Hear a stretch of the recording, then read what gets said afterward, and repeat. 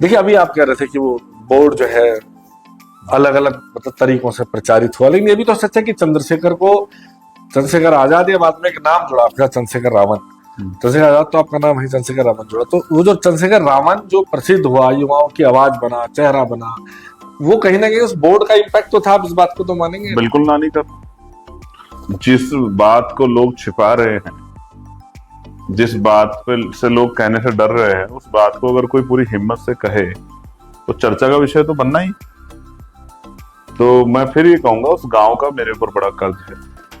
उस गांव से मुझे पहचान मिली, तो इसमें कोई दो राय नहीं। मैं इस बात को बिल्कुल नहीं नकार रहा हूं कि भाई वो बोर्ड जो है वो ऐतिहासिक बोर्ड है, और ये बड़ी हिम्मत की बात थी कि उन लोगों ने अपने आप को स्वीकार किया और अपना बोर्ड लगाया।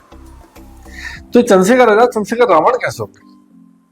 ये आप मीडिया के भाइयों की देन है। नहीं, लेकिन ये तो सालों तक चला। इस पे आपत्ति तो आप जाके हुई जब आप सांसद बन गए, तब जाके नहीं नहीं नहीं, इस पे आपत्ति जब मैं जेल से बाहर आया जी। जब मैं जेल में रहा तो खूब मीडिया ने यही वर्ड चलाया चलाया चलाया। जब मैं जेल से बाहर आया तो दूसरे दिन मैंने इस बात को किया कि कोई अब इस नाम को क्योंकि ये मेरा ऑफिशियल नहीं है, तो उसको यूज नहीं करेगा। और मैंने ये भी कहा कि अगर कोई इस तरह का नाम यूज करेगा तो मैं उसके खिलाफ फिर FIR कराऊंगा। मैं मानूंगा कि मेरा डेफर्मेशन किया जाए। तो फिर मीडिया ने उसको कम किया, लेकिन अभी भी कई बार देखता हूँ बड़े बड़े जो अखबार है वो लिख देते हैं। ये आया कहाँ से आपको नहीं मालूम? उनका उस समय की जो मीडिया के जिन लोगों ने मेरे उस घटनाक्रम को दिखाया, तो उन्होंने मुझे इस तरह से प्रचारित किया कि मेरा जो किरदार है और मेरा जो काम है वो रावण के किरदार जैसा है। मेरी मूछे और जिस तरह से मैं अपने लोगों को प्रोटेक्शन कर रहा था, जिस तरह से मैं लड़ाई लड़ रहा था अपने लोगों की, उस हिंसा को उन्होंने उस किरदार के आधार पे, क्योंकि इस देश में क्या है, रावण भले ही किरदार के आधार पे महाकाव्य में भले ही बहुत ज्ञानी रहे, भले ही और बहुत सारी चीजें उनकी उपलब्धियां हों, लेकिन वो अब उनको उनके किरदार, तभी के एक बड़े अधिकारी का बयान था कि हम उनको सरेंडर नहीं करने देंगे, हम उनको इनकाउंटर करेंगे। मैं बिल्कुल इसी सवाल पे आना चाहता था चंद्रशेखर भाई। आपकी कुछ फोटोज आई थी अस्पताल से व्हील चेयर पे, और लगा कि बहुत बीमार है। तो वो बीमारी थी, कोई पुलिस का ऐसा 3rd डिग्री टाइप का कुछ ऐसा ट्रीटमेंट था कि एक मजबूत जवान हट्टा कट्टा कदकाठी वाला युवा जो है वो व्हील चेयर पे, लोगों ने इस स्थिति में देखा कि जब लगा कि पता नहीं कि क्या होगा आगे। हाँ, ये मेरे जेल के रहने के दौरान की बात है जी। मुझे दिक्कत हुई, बीमारी हुई,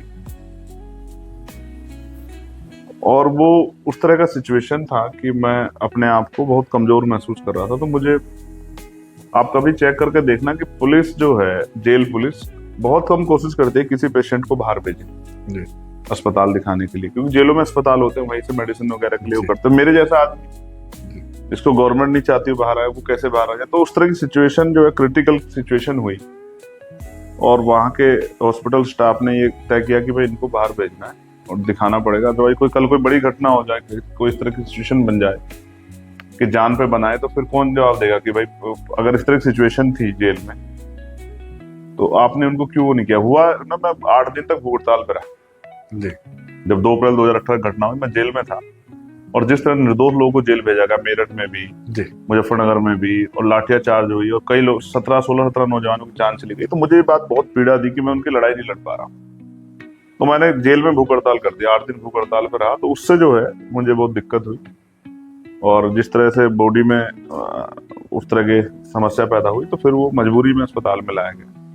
लेकिन कुछ दिनों बाद फिर रिकवर किया, फिर चला गया।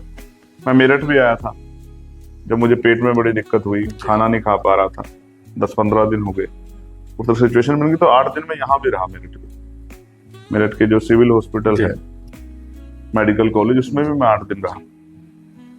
हाँ, मगर जेल में कहा जाता है कि जब तक आप पे अपराध साबित नहीं होता तब तक आप आरोपी होते हैं। लेकिन जिस तरह का व्यवहार जेल में होता है, और जिस तरह से आपके मानसिक जो है प्रताड़ना से गुजरना पड़ता है,